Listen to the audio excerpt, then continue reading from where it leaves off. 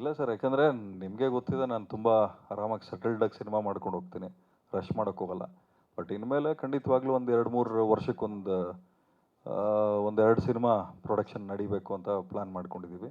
But distribution ನಮ್ಮ cinema ನಾವು ಮಾಡ್ಕೋತೀವಿ ಸರ್, ಬಟ್ ಬೇರೆ ಡಿಸ್ಟ್ರಿಬ್ಯೂಷನ್ ಮಾಡೋಕ್ಕೋಗಲ್ಲ. ಯಾಕಂದರೆ ನಮಗೂ ಬೇರೆ ಬೇರೆ ಕಡೆ ಹೆಚ್ಚಿನ ಜವಾಬ್ದಾರಿಗಳಿದ್ದಾವೆ. ಆಮೇಲೆ ನಿಮಗೆ ಗೊತ್ತಿದೆ, ಇಲ್ಲಿ 24/7 ಕೆಲಸ ಮಾಡಿದಾಗ ಮಾತ್ರ ನಾವೇನಾದ್ರೂ ಒಂದು ಜಸ್ಟಿಸ್ ಕೊಡೋಕ್ಕೆ ಸಾಧ್ಯ.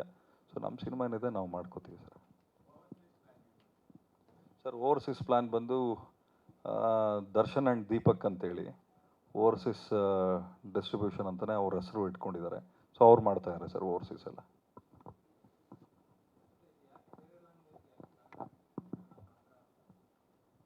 ಸರ್ ಬೇರೆ ಲ್ಯಾಂಗ್ವೇಜ್ ಮಾಡಿ ಇದು ಆ ಥರ ರೆಸ್ಟ್ ತೊಗೊಳಕ್ಕಾಗಲ್ಲ ಸರ್. ಯಾಕಂದರೆ ಕನ್ನಡ ಮಾತ್ರ ನಾವು ಕಂಟೆಂಟ್ ಬಂದು ಟಿಪಿಕಲ್ ಸೌತ್ ಇಂಡಿಯನ್ ಕಂಟೆಂಟ್ ಇದು.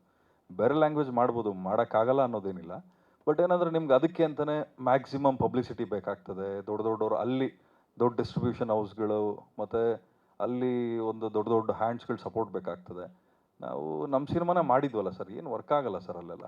ನಮ್ಮಲ್ಲಿ ಏನು ವರ್ಕ್, ನಾವು ಮಾಡಿರೋದೇ ಕನ್ನಡ ಸಿನಿಮಾ, ಕನ್ನಡಕ್ಕೆ ಮಾತ್ರ ಸೀಮಿತ ಇಟ್ಕೊಂಡಿದ್ದೀವಿ. ಇನ್ನೊಂದು ಮುಖ್ಯವಾಗಿ ಕಾಮಿಡಿ